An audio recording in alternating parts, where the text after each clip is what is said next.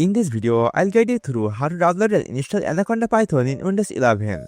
If you find this useful, then please consider subscribing and like this video. First, try to open a web browser and search for Download Anaconda Python. From the search engine page, you need to click on the first option. Then you'll come to the Anaconda download page.